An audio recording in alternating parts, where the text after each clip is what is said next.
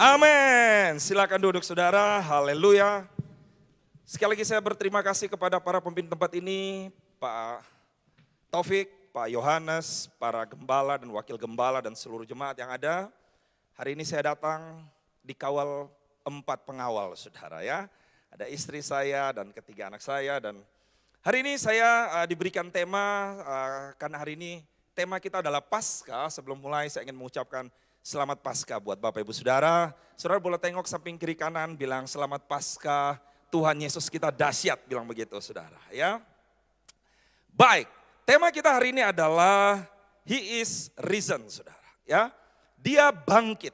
Dan saya akan mengajak saudara untuk merenungkan dari kitab Markus pasal yang ke-16, ayatnya yang kedua sampai ayatnya yang ke-6. Saya yakin sekali ayat ini udah sering kita bacakan, tetapi hari ini saya mau ngajak saudara untuk melihat dari angle yang berbeda ya. Baik, saya akan bacakan buat saudara, demikian firman Tuhan. Markus 16 ayat 2 sampai ayat yang ke-6, dan pagi-pagi benar, pada hari pertama minggu itu setelah matahari terbit, pergilah mereka ke kubur. Mereka berkata seorang kepada yang lain, siapa yang akan menggulingkan batu itu bagi kita dari pintu kubur? Tetapi ketika mereka melihat dari dekat, tampaklah batu yang memang sangat besar itu sudah terguling. Lalu mereka masuk ke dalam kubur dan mereka melihat seorang muda yang memakai jubah putih duduk di sebelah kanan. Mereka pun sangat terkejut, tetapi orang muda itu berkata kepada mereka, dikatakan apa saudara? Jangan takut, kamu mencari Yesus orang Nazaret yang disalibkan itu. Sama-sama katakan dengan saya, ia telah bangkit. Ayat berikutnya dikatakan ia tidak ada di sini. Lihat, inilah tempat mereka membaringkan dia. Tetapi sekarang pergilah, katakanlah kepada murid-muridnya dan kepada Petrus, ia mendahului kamu ke Galilea. Di sana kamu akan melihat dia seperti yang sudah dikatakannya kepada kamu. Amin. Saudara, saya akan mengajak saudara untuk menggambarkan situasi yang saat itu terjadi. Kalau kita baca ayat ini, kita kurang menemukan situasi yang kira-kira sebenarnya terjadi pada saat itu, saudara. Jadi saya ingin sampaikan buat saudara, biar kita semua boleh memahami, bahwa saat itu Yesus dianggap oleh para tua-tua, para ahli Taurat, orang Romawi sebagai orang yang mengancam gitu ya. Karena kenapa? Karena dia dikatakan inilah orang raja orang Israel. Jadi saat itu Yesus dianggap sebagai ancaman. Kemudian oleh para ahli-ahli Taurat dia dianggap sebagai orang yang bisa membuat apa yang diajarkan oleh para imam-imam itu menjadi kacau balau. Nah, sehingga saat itu saudara, kalau saudara baca di Alkitab, kita akan menemukan ketika Yesus ditangkap di Taman Getsemani, dikatakan apa? Semua murid-muridnya kabur. Kenapa murid-muridnya kabur? Karena mereka takut mereka ditangkap, saudara. Ya, nah, waktu Yesus ditangkap, murid-murid ini masih punya pengharapan. Kenapa? Karena mereka melihat Yesus mengadakan mujizat, Yesus menyembuhkan orang sakit, Yesus membangkitkan orang mati. Sehingga waktu ditangkap, bagi mereka, oh gak apa-apa, Yesus yang mereka ikutin adalah Yesus yang powerful. Karena kenapa? Kalau saudara baca di Alkitab, berkali-kali Yesus itu mau ditangkap, tetapi Alkitab mencatat tiba-tiba ia menghilang. Waktu dikerumunin, didatangin oleh ahli-ahli Taurat, tiba-tiba dia gak ada. Saat itu mereka berpikir Yesus pun akan melakukan hal yang sama.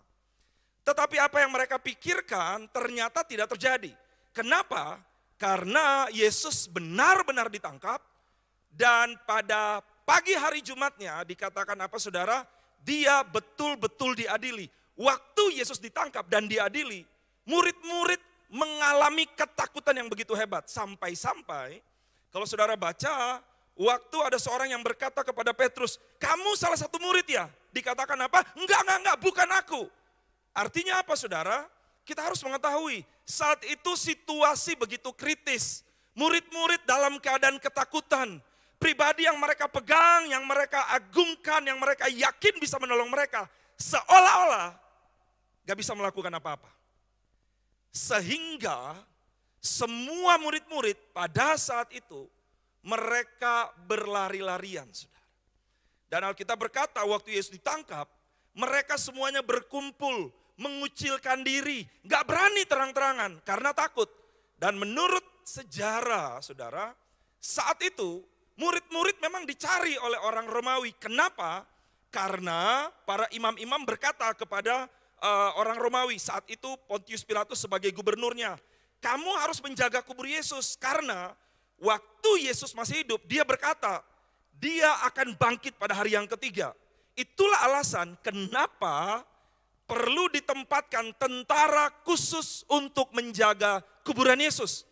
Dikatakan kenapa sih harus dilakukan itu? Supaya begini saudara, supaya jangan sampai murid-murid datang mencuri mayat Yesus dan kemudian mereka berkata, Yesus telah bangkit. Itu poinnya saudara. Nah, kisah yang kita baca, yang ditulis dalam kitab Markus pasal yang ke-16, dikatakan pagi-pagi benar. Saat itu adalah hari Minggu. Saudara.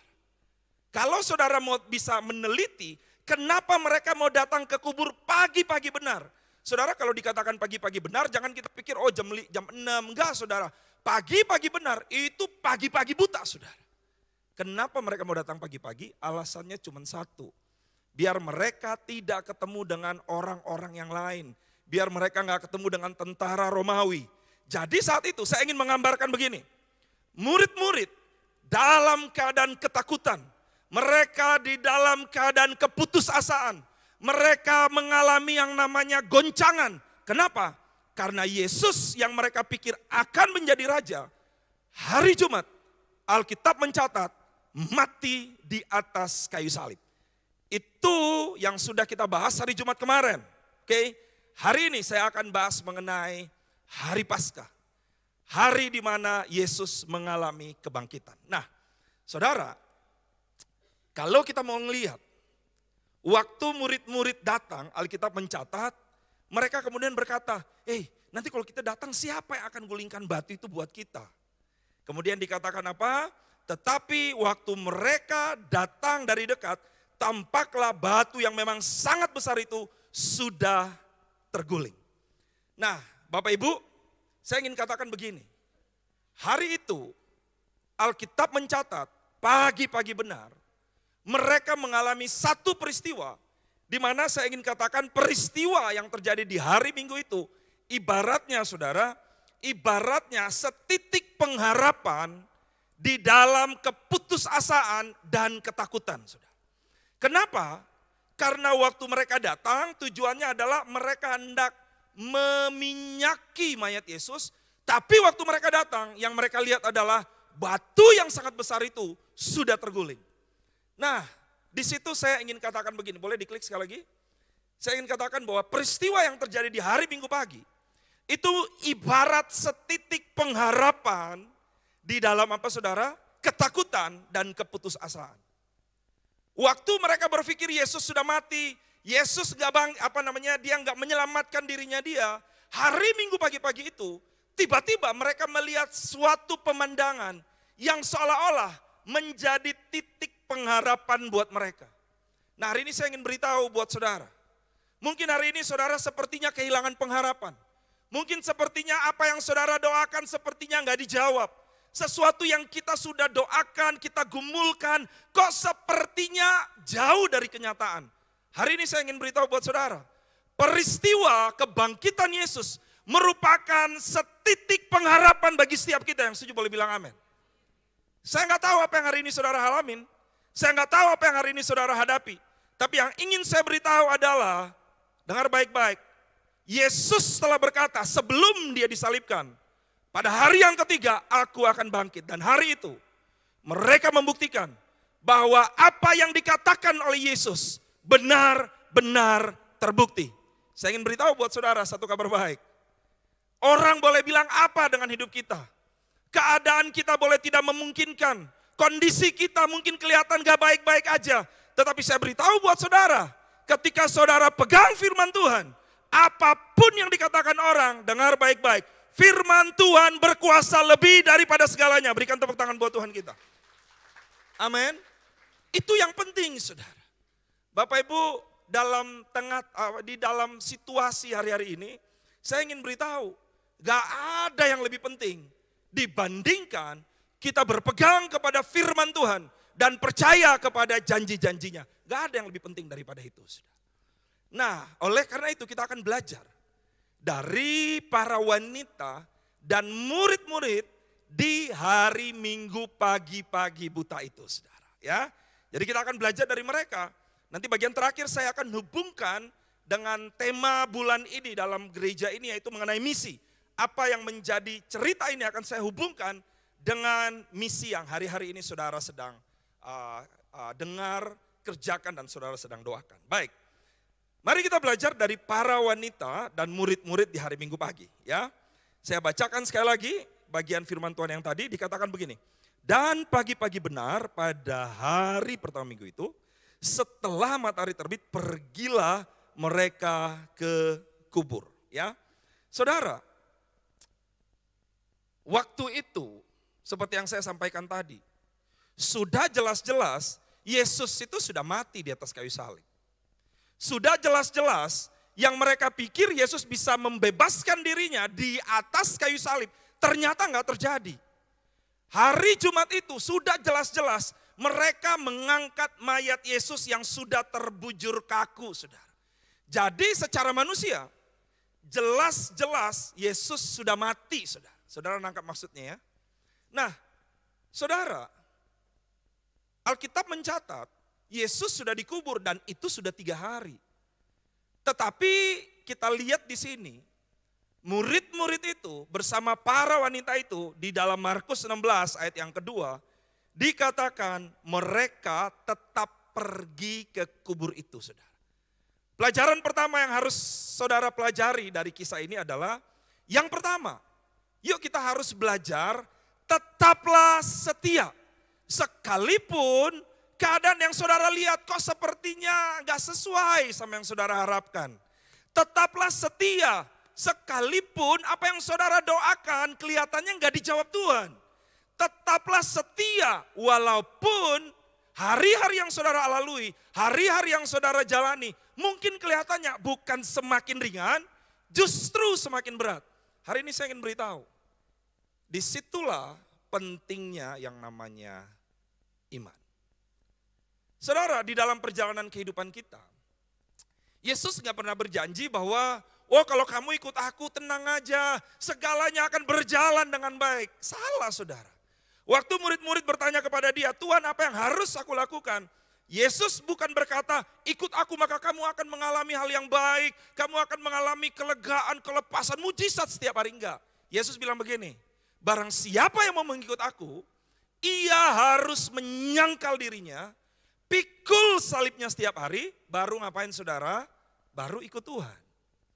Konsep kekristenan yang seringkali salah dimengertikan oleh banyak orang adalah, oh kalau kita ikut Tuhan, kalau kita layani Tuhan, kalau kita aktif dalam pelayanan, pasti persoalan kita dijawab semua oleh Tuhan. Jangan salah, saudara. Karena justru semakin saudara ikut Tuhan, semakin saudara akan mengalami ujian iman saudara. Sehingga poin yang pertama saya ingin katakan buat saudara, belajar dari para wanita. Sekalipun mereka tahu Yesus telah mati, tetapi mereka tetap setia untuk ngapain? Mereka tetap mau pergi. Walaupun ketakutan, walaupun terancam mau ditangkap, mereka tetap setia. Saudara. Yang pertama, apakah kesetiaan kita hanya terjadi apabila doa kita dijawab? Apakah kesetiaan kita hanya kita lakukan apabila hidup kita baik-baik aja? Saudara, kalau itu terjadi, alangkah rapuhnya kekristenan kita. Karena Alkitab berkata, Tuhan gak pernah janji langit selalu biru. Tuhan gak pernah janji jalan hidupmu selalu rata. Tetapi yang pasti dia berjanji, dia akan berikan saudara kekuatan. Sekalipun saudara mengalami hal-hal yang sulit dalam hidup saudara. Yang setuju boleh bilang amin. Oleh karena itu yang pertama apa saudara? Katakan dengan saya, tetap setia. Kalau doa saudara nggak dijawab, apa yang harus saudara lakukan? Tetap setia. Kalau saudara diperlakukan buruk, saudara dizolimi, saudara diperlakukan yang nggak baik, apa yang harus kita lakukan? Tetap setia. Yang setuju boleh bilang, amin. Saudara melayani tapi nggak dihargai, seolah-olah nggak dihargai. Apakah saudara mundur dari pelayanan? Apa yang harus saudara lakukan? Tetap setia, saudara. Amin. Yang kedua, ya, di ayat yang ketiga dan keempat bilang begini. Jadi waktu mereka mau pergi, saudara harus tahu bahwa batu yang diletakkan di depan kubur Yesus itu sangat besar. Sehingga dibutuhkan setidaknya 7-8 tenaga pria dewasa hanya untuk menggulingkan batu itu. Untuk menggulingkan batu dibutuhkan 7-8 minimal orang-orang yang besar, yang kuat, saudara. Nah, Alkitab berkata begini, mereka berkata seorang kepada yang lain, siapa yang akan menggulingkan batu itu bagi kita dari pintu kubur. Jadi mereka sudah tahu tujuannya adalah ingin mengurapi mayat Yesus. Mereka sudah tahu bahwa ada batu yang besar. Tetapi apakah waktu mereka tanya, wah batunya besar, orang kita ada berapa nih? 1, 2, 3, 4, ya cuman 4. Ibu-ibu pula lagi, udahlah nggak jadilah. Apakah itu yang mereka lakukan? Enggak, saudara. Yang kedua, yang hari ini harus kita pelajari adalah jangan mudah menyerah. Katakan dengan saya, jangan mudah menyerah. Oh, udahlah. Tahun ini tuh tahun yang sulit. Kamu kalau mau berusaha, susahlah. Teman saya tuh bisnismen bilang kalau mau berusaha pasti gak bisa. Saudara dengar baik-baik. Kita bukan dengar apa kata orang, kita bukan dengar apa kata orang yang ada di sekitar kita. Tapi yang harus kita dengar adalah firman Tuhan. Apa yang Tuhan bilang buat saudara. Amin. Jadi kalau Tuhan bilang go, Tuhan bilang lakukan, ya lakukan aja. Nah, ini ada kaitannya juga dengan konteks saudara di dalam misi. Waktu kita melayani ya, waktu kita melakukan kegiatan misi contohnya. Saudara, waktu kita datang, orang yang kita layanin boro-boro bertobat, kita diomelin saudara. Ingat yang pertama harus ngapain saudara? Tetap setia. Saya ingat dulu waktu pertama kali saya bertobat, wah banyak orang tuh yang bilang, Kak ini ada orang sakit nih, boleh didoain. Wah saya semangat saudara. Gak tahu kenapa, setiap kali saya doain orang, bukannya sembuh malah pulang ke sorga saudara. Jadi saya sampai dipanggil, wah ini spesialisasi berdoa buat orang pulang ke sorga saudara. Sampai saya dalam hati begini, aduh Tuhan, saya gak mau doain orang nanti kalau saya doain, bukannya sembuh malah meninggal lagi gitu ya saudara ya. Jadi dalam hati sempat, udahlah saya gak mau doain lah. Tapi tiba-tiba Roh Kudus bilang, hidup dan mati itu ada di dalam tanganku. Yang perlu engkau lakukan adalah tetap setia. Waktu engkau dimintain apa, lakukan aja. Waktu ada orang minta pelayanan, lakukan aja. Yang perlu kita lakukan yang pertama apa saudara? Tetap setia. Yang kedua apa saudara? Jangan mudah menyerah. Oh, berapa? Sakitnya apa? Oh, sakit kanker stadium 5. Wah, kalau itu urusannya Pak Taufik aja sama Pak Yohanes. Kalau saya itu yang stadium ringan lah, ya kurap gitu ya. Panu itu saya aja yang doain. Kalau udah penyakit yang berat, udah suruh wakil gembala ya pemimpin aja lah. Jangan begitu, saudara. Saya beritahu, kebangkitan Yesus membuktikan tidak ada yang sulit bagi dia, saudara. Yang setuju boleh bilang amin. Dan Tuhan sanggup pakai siapapun termasuk saudara. Nah ini yang harus kita pahami dan harus kita ngerti. Amin. Jangan pernah kita berpikir bahwa tugas misi, tugas penginjilan, tugas memberitakan kabar baik itu hanya tugas para pemimpin. Nah apalagi kalau kita udah lihat nih, wah ini yang mau didoain ini, wah hamba Tuhan nih, wah jangan saya lah. Saudara saya ingat waktu dulu papi saya di dalam rumah sakit, kami diajarkan untuk doain orang, saudara. Wah, jadi kami itu kalau pergi doain orang, wah pokoknya mentalnya tuh mental baja lah. Satu kali ada satu orang kita nggak tahu, bapaknya udah tua, udah begitu-begitulah saudara. Rupanya waktu kita datang, om sakit apa om? Wah, udah cerita.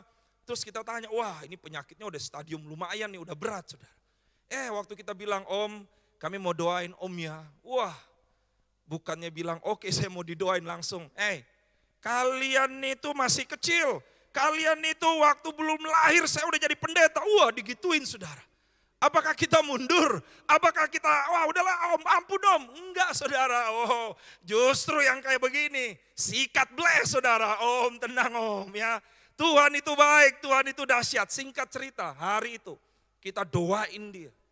Pulang dari situ, kita puasa, kita bilang Tuhan kami berdoa, kami minta, nyatakan mujizat Tuhan. Waktu itu kami masih mahasiswa. Yang kita doakan, rupanya dia tuh sintua saudara. Saudara tahu lah ya, wah pokoknya pemimpin lah. Itu yang terjadi. Nah, anak-anaknya tuh waktu kita jalan bilang, doain papa, papa tuh udah kondisi berat, dokter udah angkat tangan, dan lain sebagainya. Waktu dia bilang dia pemimpin, dia udah gembala. Apakah kita menyerah? Apakah kita mundur? Enggak saudara. Kenapa? Karena kita tahu, Yesus yang kita sembah, sudah mengalahkan maut saudara, amin. Hari itu kami doain pulang, wah saking semangatnya, kita puasa, kita doakan dia. Minggu depan kita datang lagi saudara. Waktu kita datang, tempat tidurnya udah kosong. Wah udah meninggal nih, pikir gitu saudara ya. Waktu kita mau keluar, rupanya dia hari itu lagi kontrol. Dan dia berkata, nak luar biasa. Wah dia cerita panjang lebar singkatnya, hari itu waktu kita doakan. Tuhan kerja, Tuhan nyatakan mujizatnya. Hari itu gak tunggu besok, gak tunggu lusa. Tuhan menyembuhkan orang itu. Berikan tepuk tangan buat Tuhan kita. Jadi hari ini saya mau kasih tahu buat saudara. Kalau orang bilang susah, sulit, gak mungkin, wah persoalan berat. Yang kedua apa yang harus kita lakukan? Jangan mudah menyerah. Kenapa kita gak mudah menyerah? Karena Allah saudara adalah Allah yang dahsyat. Karena Allah saudara adalah Allah yang menyatakan mujizat. Karena Allah saudara sudah menang atas maut. Berikan tepuk tangan buat Tuhan kita. Haleluya. Nah, kalau dibilang begini, batu kubur. Siapa yang menggulingkan batu kubur itu? Nah saudara, batu kubur itu merupakan gambaran dari apa? Dari pergumulan, dari persoalan, dari tantangan-tantangan. Itulah gambaran daripada batu kubur itu.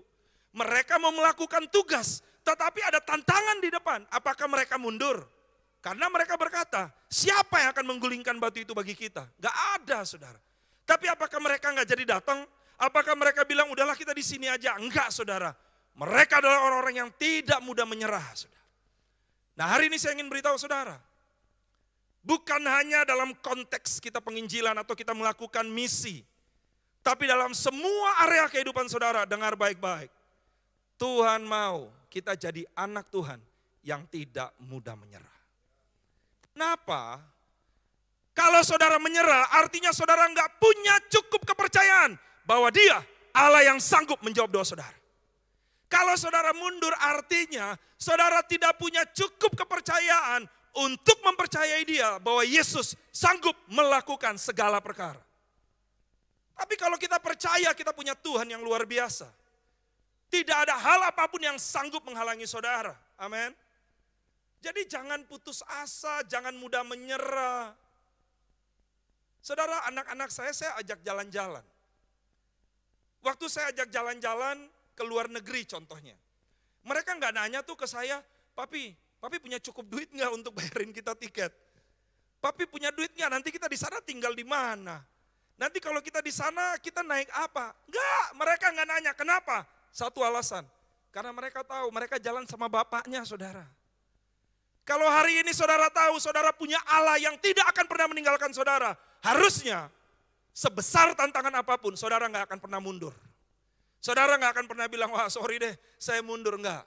Dalam pengalaman hidup saya tidak pernah yang namanya mundur saudara. Gak pernah. Dalam pelayanan, dalam tanggung jawab, dalam pekerjaan. Waktu saya berdoa istri, dan saya tahu bahwa tugas saya di tempat pekerjaan saya yang lama sudah selesai. Saya tahu Tuhan mau panggil saya, tapi hari itu kami nggak tahu kami harus kemana. Singkat cerita, Tuhan bawa saya untuk running sebuah bisnis yang saya tuh nggak ngerti, saya nggak tahu, nggak punya uang saudara. Sedangkan saya di tempat yang lama sudah cukup baik, sudah cukup untuk menghidupi keluarga kami, sudah aman lah saudara. Tapi hari itu Tuhan bilang keluar, Ada hal yang besar yang mau aku lakukan. Apakah saya bilang begini, Tuhan janganlah, saya di sini udah nyaman, saya di sini udah enak. Enggak, saya tahu waktu Tuhan suruh saya pergi, buat saya no turning back, saya jalan saudara. Apakah waktu kita ikut perintah Tuhan, pintu-pintu terbuka? Enggak juga saudara, 6 bulan enggak dapat project sama sekali saudara. Saudara bayangkan, running bisnis, enggak punya uangnya pas-pasan, 6 bulan gak dapat apa-apa saudara. Kira-kira apa yang harus kita lakukan? Sampai saya bilang, Tuhan, aduh ini apakah saya salah?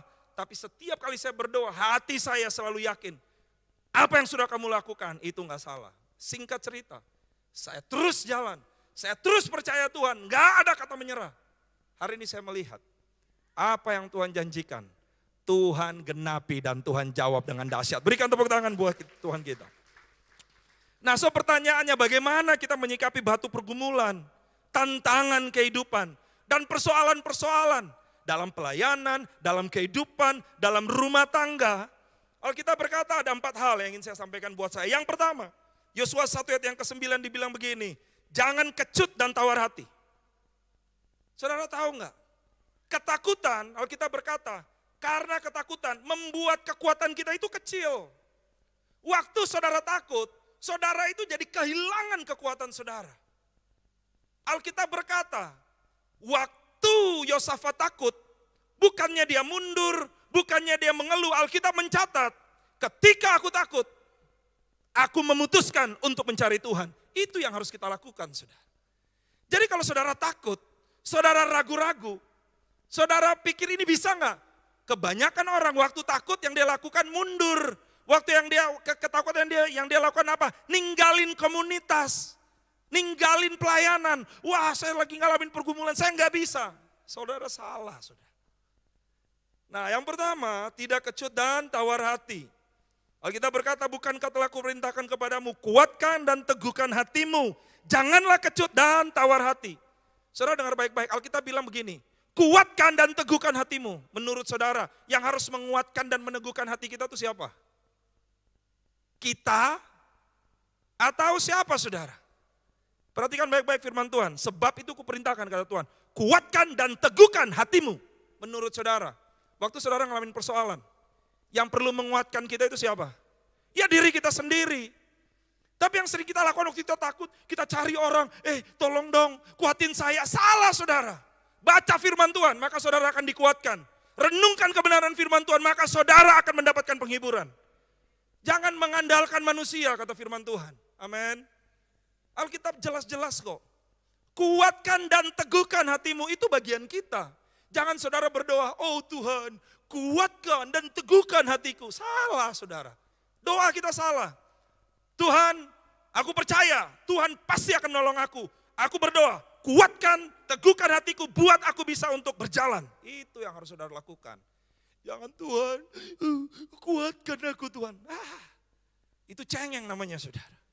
Amin. Yang berikutnya, tidak lari dari masalah. Yesaya 41 ayat 10 bilang, jangan takut sebab aku menyertai engkau. Jangan bimbang sebab aku ini Allahmu. Saudara bayangkan. Wow. Jadi waktu kita takut, jangan apa? Lari dari masalah. Bilang dengan saya nggak mau lari dari masalah. Jangan lari dari masalah. Banyak orang berpikir lari dari masalah, saudara akan bebas. Enggak. Semakin saudara lari, masalahnya makin besar. Oke? Jangan lari dari masalah. Saudara merasa nggak diperhatikan di gereja ini, jangan saudara keluar, jangan saudara lari. Justru saudara harus semakin giat melayani Tuhan. Amin. Wah, saya nggak diperlakukan baik. Justru saudara sedang dibentuk sama Tuhan. Wah, saya di sini, orang lain yang diperhatikan. Saudara saya beritahu, kalau itu terjadi puji Tuhan. Kenapa? Saudara sedang digojol sama Tuhan supaya punya mental tuh mental anak raja. Amin. Jangan gak diperhatiin keluar. Gak diteleponin keluar. Gak dikunjungin keluar. Gak dikasih makan juga keluar saudara. Jangan saudara. Keluar makan maksudnya. Jadi kalau saudara gak dikasih makan, ya saudara keluar cari makan, beli sendiri maksudnya. Kurang lebih begitu ya. Kemudian apa saudara? Tidak mundur. Katakan dengan saya, tidak mundur. Jangan mundur saudara ya. Dan yang terakhir dikatakan tidak putus asa. Segala perkara dapat kutanggung di dalam Dia yang memberikan kekuatan kepadaku. Amin. Jadi ketika saudara mengalami batu persoalan, pergumulan dalam pelayanan, waktu saudara melakukan penginjilan, melakukan misi, jangan kecut, jangan lari, jangan mundur, jangan putus asa. Jalan terus saudara. Amin. Nah yang ketiga, yang pertama apa saudara? Tetap setia. Yang kedua, jangan mudah menyerah. Yang ketiga, Markus 16 ayat yang kelima dan keenam bilang begini. Lalu mereka masuk ke dalam kubur itu dan mereka melihat seorang muda yang memakai jubah putih duduk di sebelah kanan. Mereka pun sangat terkejut. Tetapi orang muda itu berkata kepada mereka, jangan takut. Kamu mencari Yesus orang Nazaret yang disalibkan itu, ia telah bangkit. Yang keempat saudara, yang ketiga, saya ingin katakan buat saudara. Kebangkitan Yesus menunjukkan tidak ada persoalan yang terlalu sulit buat dia. Saudara. Amin. Gak ada yang terlalu sulit. Saudara boleh bilang, wah persoalan saya sulit. Dengar baik-baik, maut aja Tuhan kalahkan saudara. Saat itu, maut itu powerful. Gak ada yang bisa ngelain maut saudara. Satu-satunya orang yang bisa mengalahkan maut namanya Yesus Kristus Tuhan. Jadi saya ingin katakan buat kita, kalau maut saja sudah dikalahkan, apalagi persoalan hidup saudara. Yang setuju boleh bilang amin. Boleh diklik sekali lagi? Saudara, klik sekali lagi. Ya, seperti yang saya bilang tadi. Kalau maut saja dikalahkan, apalagi apa saudara? Persoalan hidup saya. Pergumulan hidup saya. Gak ada yang mustahil buat Tuhan. Oke, yang keempat saudara. Markus 16 ayat yang ke-7 dibilang begini. Tetapi sekarang pergilah katakanlah kepada murid-muridnya dan kepada Petrus, ia mendahului kamu ke Galilea. Siapa yang mendahului murid-muridnya saudara? Tuhan. Hari ini saya ingin beritahu buat saudara, dengar baik-baik.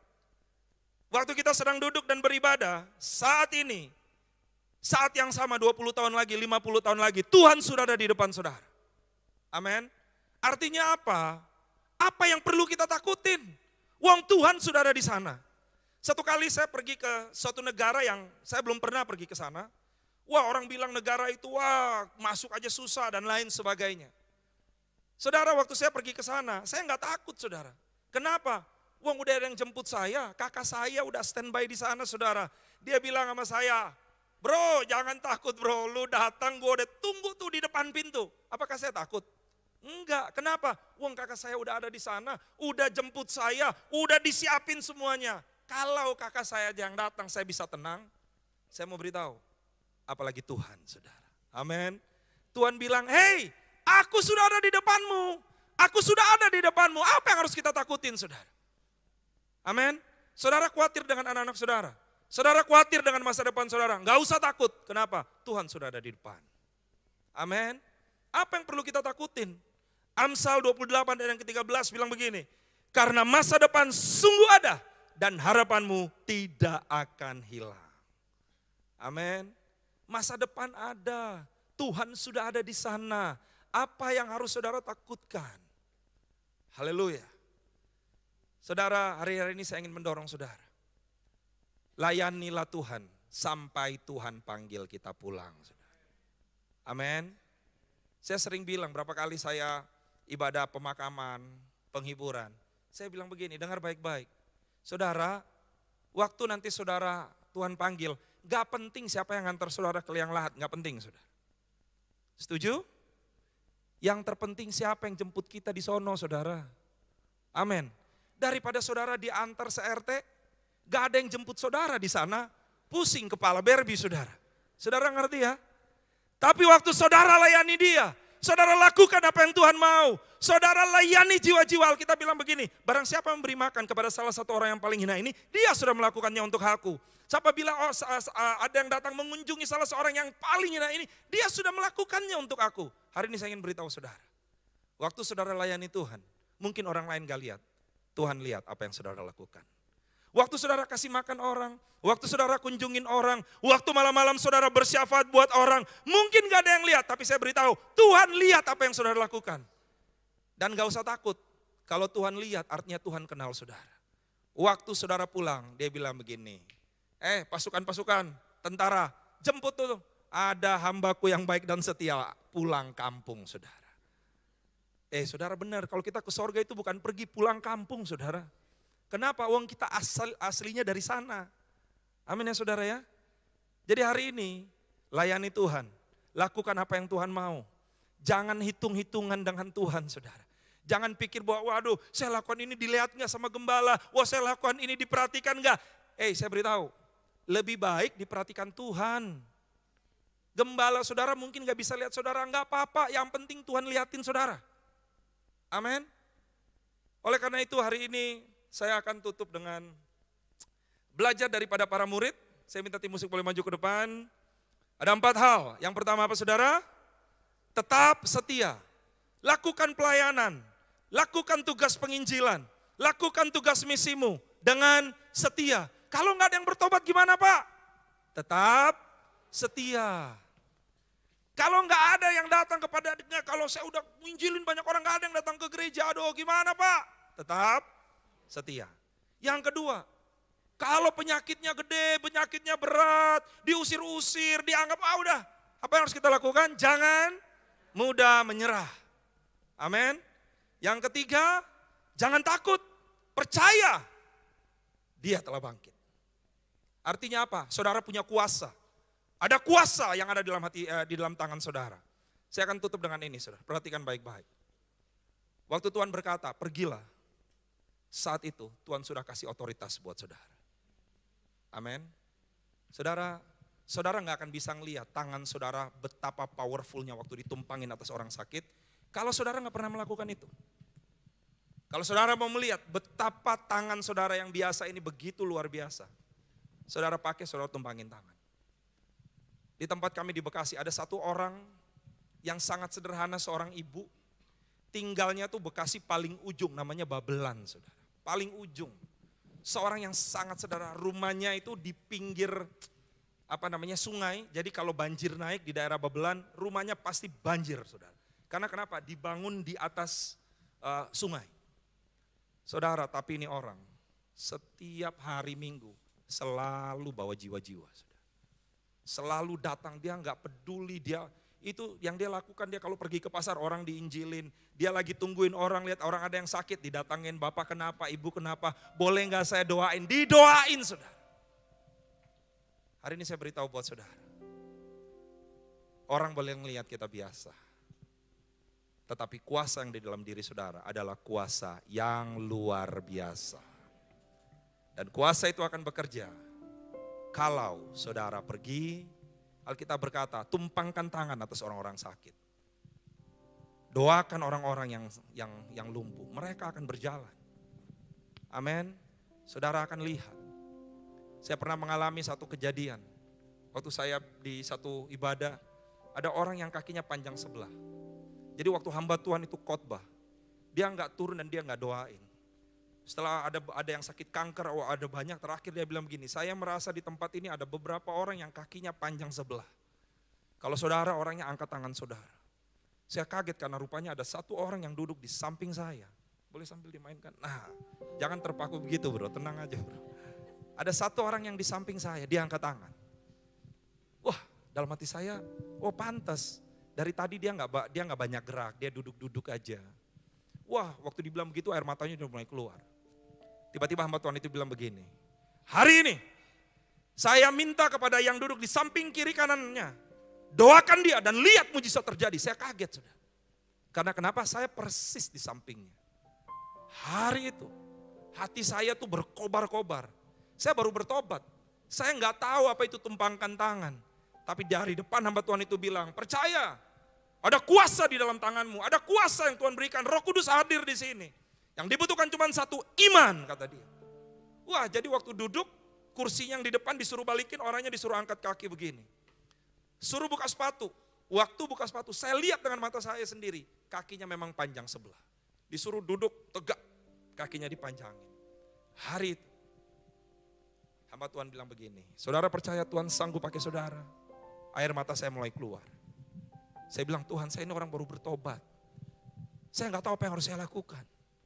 Tetapi dalam hati saya, iman itu bilang begini, just do it though. Lakukan aja. Hari itu saya taruh tangan saya dengan air mata bercucuran karena saya merasa, Tuhan kenapa saya sih? Kenapa orang ini gak duduk di samping orang lain aja? Kenapa mesti duduk samping saya? Saya doakan dalam hati, nangis tuh cuma dua. Tuhan mau pakai saya atau Tuhan kalau Tuhan gak jawab malu juga saya gitu. Jadi air mata keluar saudara. Saya doain dia. Untuk pertama kalinya saya melihat. Waktu orang itu bilang begini, wah dia mulai teriak. Panas, kaki saya panas. Hari itu waktu dia bilang begitu saya ngelihat. Kaki yang sebelah mulai panjang sebelah saudara. Itu saya makin doa, saya makin teriak. Mujizat terjadi, mujizat terjadi, mujizat terjadi. Hamba Tuhan itu bilang begini. Yang sudah didoakan saya minta untuk berdiri. Jalan. Saudara tahu waktu dia jalan. Kakinya sudah normal semua. Haleluya. Saya beritahu buat saudara. Kalau Tuhan bisa pakai saya, Tuhan juga bisa pakai saudara. Kalau Tuhan sanggup menggunakan tangan saya yang biasa ini, Tuhan juga sanggup pakai tangan saudara. Yang setuju boleh bilang amin. Berikan tepuk tangan yang paling luar biasa buat Tuhan kita. Haleluya, haleluya, haleluya. Mari kita angkat pujian ini saudara.